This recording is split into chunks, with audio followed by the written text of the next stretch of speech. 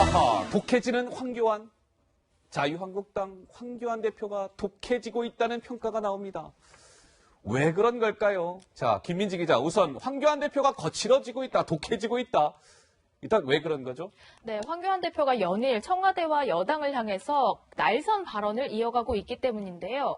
어제는 매번 야당 탓을 하는 청와대 참모들을 향해서 소화병에 걸린 것 같다, 이런 표현을 사용했습니다. 무슨 뜻일까요? 직접 들어보시죠. 도대체 정권은 왜 잡고 있는 것입니까? 이 정권은 피아 식별조차 못하는 정말 소화병에 걸려 있는 것 같습니다. 되셨죠? 걸렸다고 한 거는 유아틱하다의 비슷한 맥락이라고 이해하면 될까요? 그건 여러분들이 그냥 좋게 이해해 주십시오. 네. 문재인 정부는 말이죠. 뭔가 피아 식별조차 못하는 소화병에 걸린 정부 같습니다. 유아틱하다라는 취지로 말씀하신 거예요, 대표님? 기자가 물었더니 알아서 해석하십시오. 글쎄요, 저 소화병이라는 단어가요, 하국장 보시기에는 어떻습니까? 저게 좀 어쨌든 황교안 대표 입장에서는 청와대를 향해서 좀 직격탄을 날렸다, 이렇게 봐야 될까요? 그렇죠. 어떻게 보면 이제 그동안에 최근에 돌아가지고 자유한국당을 향해서 단지 그냥 뭐 더불어민주당뿐만 아니고 청와대에서 줄기차게 비난을 퍼부었잖아요.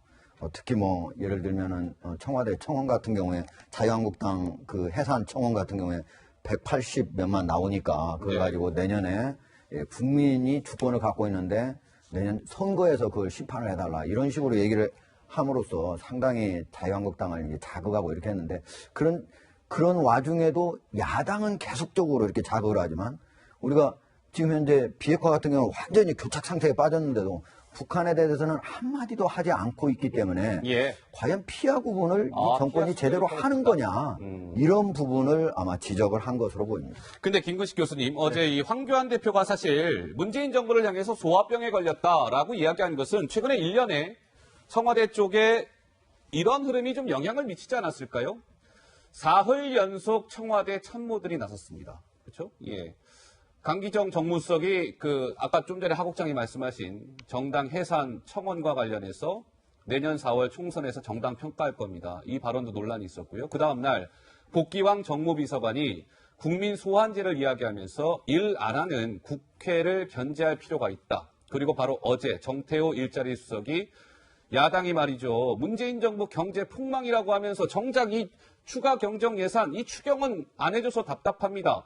사흘 연속 청와대 참모들이 한국당을 겨냥하자 황교안 대표 입장에서도 움직인 것 아니냐, 뭐 좀 이런 해석도 있더군요. 그렇죠. 저 소화병이라는 표현이 이제 눈길을 끄는 건 지금 우리 하국장 말씀하신 대로 그러니까 피하 식별 못한다고 설명을 했고요. 또 하나는 우리가 예전에 듣던 건 이제 좌파 쪽에서 많이 쓰는 논리 중에서 좌익 소화병이라는 말을 많이 합니다. 좌익 소화병은 뭐냐면 뜬금없는 원칙 몇 가지만 가지고 유연함을 상실하고 그냥 거의 맹동주의적으로 활동하는 걸 이제 좌익 소화병이라고 그러는데, 아마도 황교안 대표가 이야기했던 그 의미를 담아서 생각해 본다고 한다면 지금 앵커가 말씀하신 좀 최근 1년에 청와대 발 대야당 공격이 굉장히 거세게 나오고 있습니다. 그것도 도를 넘어서 나오고 있는 것인데요. 왜냐하면 정무수석이 나서서 그런 이야기를 굳이 할 필요가 있었는가. 그리고 또 정무비서관이 나서서 국회 입법부의 고위 권한인 입법사항까지 이야기할 필요가 있었는가. 그리고 또 일자리 수석이 나와서 마치 경제가 잘못 돌아가고 경제 실정의 이유가 추경안이 통과가 안 돼서인 것처럼 몰아붙이는 게 과연 적절했는가 라는 문제제가 있기 때문에 황교안 대표 제1야당 대표 입장에서 봤을 때는 북한에 대해서는 한마디 말도 못하고 그리고 김원봉 이야기하면서 좌우를 들쑤셔놓고 그리고 정작 국정의 가장 최대 협조를 받아야 될 국정의 파트너인 야당에 대해서는 일관되게 비난을 하니까 피하 식별이 안 되는 거 아니냐. 이게 그야말로 눈앞에 조그만 원칙을 앞세워서 정말 좌경 맹동주의적으로 하는 게 아니냐. 이런 아마 비유적 표현에서 아마 소화병이라고 쓴 것 같고요. 저는 지금 저 이야기를 저 단어가 적절했는지 부적절했는지 논의로 치더라도 지금 6월달 국회가 지금 차일피일 미뤄지고 있는데 추경안이 급하다고 한다면 저는 여당 입장에서 야당을 탓하기보다는 야당과 손을 잡고 야당을 끌어들여야 되는데 계속 청와대 발 야당 공세가 파장적으로 계속 진행이 되면서 야당을 계속 불편하게 만들기 때문에 과연 이것이 추경안을 계속 통과를 시키려고 하는 것인지 아니면 오히려 추경안 통과가 안 되면 안 될수록 야당 탓으로서 경제 실적을 더 불려가는 것인지 정말 조금 헷갈리는 국면인 것 같습니다. 자, 황교안 대표가 어제 이제 소화병이라고 문재인 정부를 겨냥한 데 이어서 최근에 이 황교안 대표의 발언을 보면 독해지는 황교안, 거칠어지는 황교안. 아마 이 제목이 조금 아마 이해가 되실 것 같습니다. 황교안 대표입니다. 잠깐 목소리 듣고 오시죠.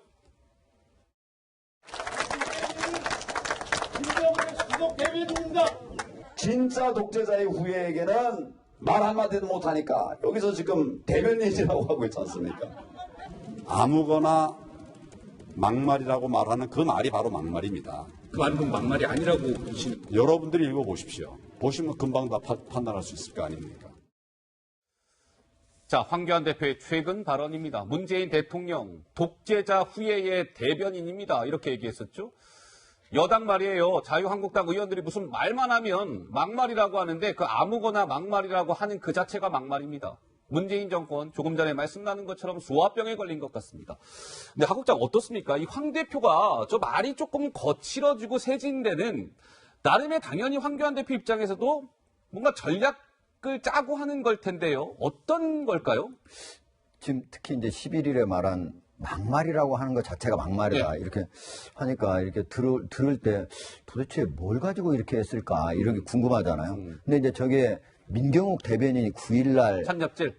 천엽질 그 발언 가지고 한 거거든요. 그게 이제 문재인 대통령 어쨌든 6박 8일간 북유럽 3국을 간 거에 대해서 이제 불만을 표시하면서 이거 뭐 어디 가서 내과에서 고기잡이 하는 거 아니야? 해서 그걸 천엽질이라고 한 거고. 그다음에 이제 페북에 나도 피오르 해안을 관광하고 싶다. 그러니까 문재인 대통령이 지금 관광차 같다. 이런 취지에 말한 건데 이런 부분들은 제가 보기에는 이제 풍자라든지 아니면 좀 더 나간다면 비방이라고도 할 수 있고 폄훼라고도 할 수 있는 건데 이걸 과연 막말이라고 얘기할 거냐. 막말하고 또 구분되는 얘기거든요.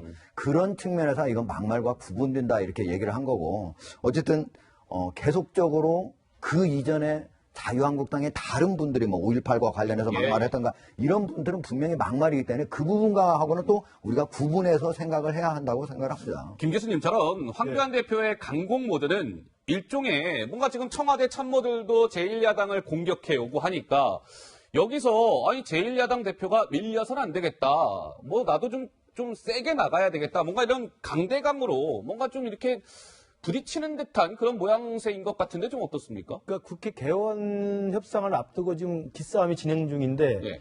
뭐 아까 제가 말씀드린 것처럼 야당 대표가 봤을 때는 청와대가 지나치게 야당을 너무 적으로 돌리는 경향이 있으니까 거기에 대해서 막 아주 그 원칙적인 대응을 하는 것 같고요. 문제는 이제 또 더 나가면 저러한 독해지는 모양새를 보는 거 보면 황교안 대표의 지금 입지 자체가 그렇습니다. 그러니까 본래 황교안 대표 태생적으로 제1야당 대표로 출마해서 당선됐을 때 가장 큰 도움을 받은 게 바로 친박과 태극기 세력이잖아요. 그러니까 오히려 원내 의원도 아니고 그다음에 당내 기반이 전혀 없는 상태에서 제1야당 대표가 됐을 때 그런 강경한 세력의 어떤 지지와 도움을 받아서 당선이 됐습니다. 그러다 보니까 사실 그 입지가 있는 거고요. 그렇지만 또 민생투쟁 대장정을 거치고 패스트트랙 그 기싸움과 또 논란을 거치면서 전국을 순회하면서 그 강경 세력들에 대한 보수 결집층을 다 일구려 냈는데 거기서 또 멈추니까 또 사실은 더 이상 외연의 확장이 부족하잖아요. 그러다 보니까 최근에 와서는 막말에 대해서도 좀 심사 일원해라. 맞아요. 더 깊게 생각하고 말 한마디를 해주길 바라고 막말에 대해서는 응벌의 책임을 묻겠다. 그리고 또 하나는 경제 대전환위원회를 만들어서 이제는 대안을 내놓겠다. 이런 좀 새롭게 유연한 모습을 보였단 말이죠. 그러니까 태생적으로는 우파 중에서 좀 강경한 입장이 지적받았다가 그러나 이게 내년 총선 생각하면 또 조금 더 중도로 확장해야 되는데 그러다 보는데 개원 협상을 앞두고 또 청와대 공격은 들어오기 때문에 저는 태생적으로 양쪽의 눈치를 볼 수밖에 없는 황교안 대표 입지가 지금의 국면에서는 좀 강경 모드로 지금 선택한 게 아닌가 싶습니다. 자, 황교안 대표 얼마 전에 취임 100일을 지났습니다. 그렇죠? 근데 황교안 대표가 최근에요, 이렇게 뭔가 강공 모드를 택하고 있는데 당내 상황은 조금 녹록치 않은 것 같아요. 황교안 대표가 김민지 기자, 당내에서 좀 공격을 받고 있다는데 이게 무슨 얘기입니까? 네, 방금 김 교수님께서 황교안 대표의 입지를 말씀하셨잖아요. 그런데 한국당의 당내 상황도 이런 황교안 대표의 이제 말에 영향을 준다 이런 해석이 나오는데 그 이유는 한국당이 요즘에 최근에 이제 당내 혁신 이런 것들을 이야기하면서 향후 공천과 관련해서 현역 의원들에 대한 대거 물갈이를 시사한 바 있잖아요. 그러다 보니까 친박, 비박할 것 없이 황교안 대표를 향해서 거친 공격을 하고 있습니다. 당내 의원들의 목소리를 좀 준비해봤습니다. 과연 황교안 대표가 보수 우익의 중심으로서 그 역할을 할 수 있을까에 대해서 많은 분들이 의심을 하고 있고요. 오죽하면 그 황새모라는 얘기를 하시겠습니까? 우리 우파들 사이에서 대표가 사과를 너무 자주 한다는 우려가 많습니다. 좀 더 좀 화끈하게 해줬으면 하는 그런 바람들이 있습니다. 자, 황교안 대표 동시다발 황교안 저격. 그러니까 최근에요. 황교안 대표를 공격해오는 듯한 목소리가 여기저기서 들리고 있다는 거죠. 지금 홍문종, 김진태 의원은 한국당 내의 친박계 의원들 아니겠습니까? 지금 목소리 들은 것처럼 황교안 대표를 공격하고 나섰고요. 그리고 장제원 자유한국당 의원인데 비박계 의원이죠. 제왕적 당대표제 탈피해야 된다. 황교안 대표를 겨냥하는 듯한 발언을 했습니다. 그 외에 당 밖에서는 하태경 바른미래당 최고위원이 아이고 황교안 대표 너무 욕심이 큽니다. 근데 하국장 이제 황교안 대표 취임 100일을 지나면서 좀 허니문이 끝난 걸까요? 이제 사실은 이제 저 얘기들이 내년 이제 공천하고 연관된 발언에서 나온 것들이거든요. 근데 이제 공천을 하게 되면은 어쨌든 과거에 배제해야 되는 그런 얘기들이 있어야 되는데 거기에 보면 이제 세 가지를 얘기했지 않습니까? 박근혜 대통령 전 대통령의 어떤 탄핵 사태 책임, 당시에 또 20대 공천 파동 책임, 부적절한 언행 이 세 가지를 얘기하니까 여기에 연관돼 가지고 이제 이런 뭐 친박 세력이나 아니면 또 비박 세력 양쪽에서 이렇게 나오는 거죠. 근데 특히 이제 친박 세력 같은 경우에는 이게 너무 친박으로 가 있는 사람들이 다음번에 21대 총선에서 내가 공천을 못 받지 않을까. 그러면 이제 뭐 탈당하려고 어떤 명분을 쌓기 위한 그런 입장에서 이제 비난을 하고 있는 거고 또 이제 장제원 의원, 하태경 의원 이런 분들 같은 경우는 이제 어쨌든 앞으로 집권을 하려면 자유한국당이 좀 더 이게 넓혀야 되잖아요. 그 스펙트럼을 넓혀가지고 뭐 바른미래당으로 갔던 사람들도 또 다시 한번 좀 영입도 해야 되고 하는데 황교안 대표가 뭐 자기의 측근 좀 지금 만든 사람들도 뭐 대변인을 비롯해서 뭐 사무총장 여러 이제 친박 세력으로 돼 있지 않습니까? 그 사람들의 목소리가 또 커지고 친박 쪽으로 좀 많이 가는 거 아닌가 하니까 어쨌든 앞으로 통합을 하려면 좀 더 비박 쪽에 좀 그 얘기들이 나와줘야 되는데 이게 안 나오니까 또 다시 이제 견인하기 위해서 또 비판하는 그런 측면이 있는 거죠. 예. 자, 뭐 황교안 대표 일각에서는 허니문이 끝났다. 원외 대표로서의 한계를 드러내고 있는 거 아니냐 등등의 평가가 나오는데요. 어쨌든 지금 이제 자유한국당 내에 투톱이라고 한다면 황교안 대표가 있고요. 또 한 명은 나경원 자유한국당 원내대표입니다. 근데 김 기자, 이 나경원 원내대표가 이 박근혜 전 대통령에 관련된 입장이 좀 미묘하게 바뀐 거 아니냐 이런 해석이 나온다는데 무슨 얘기입니까? 네, 맞습니다. 나경원 원내대표 같은 경우에는 탄핵 당시에는 이 박근혜 전 대통령을 뛰어넘어야 된다 하면서 이제 방향을 제시했는데 지금은 최근 유튜브 방송에 출연해서는 그때 당시를 좀 후회하는 듯한 이런 발언을 했습니다. 미묘한 변화를 한번 목소리로 직접 확인해 보시죠. 우리가 분명히 당론으로 헌재 결정에 승복하자고 했는데 보수는 정말 박근혜 대통령을 뛰어넘어야 될 때라고 생각을 하고요. 네, 저도 이제 제가 그 당시에 아쉬웠던 판단 이런 부분에 대해서는 인정을 합니다. 박 대통령 형 지나치게 과혹합니다. 이 정부가 이 부분에 대해서는 결단해야 될 때가 올 것이다라는. 예, 목소리 딱 들은 바와 같이 박근혜 전 대통령에 대한 입장이 좀 바뀌었습니다. 그러니까 탄핵 직후에 2017년 3월에는 헌재 결정의 승복을 주장하면서 보수는 이 박근혜라는 이름 석자를 뛰어넘어야 합니다라고 얘기했는데 어제 한 유튜브 방송에 출연해서는 내가 탄핵에 찬성했는데 그거에 좀 아쉬움이 있다.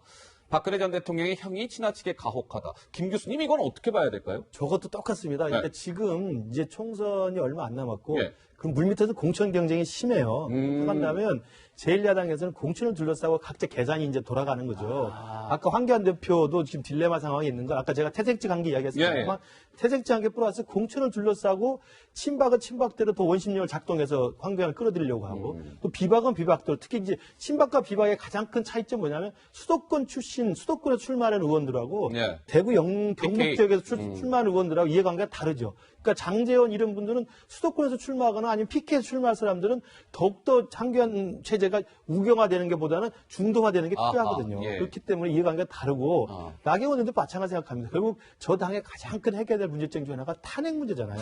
탄핵을 어떻게 정리할 것이냐.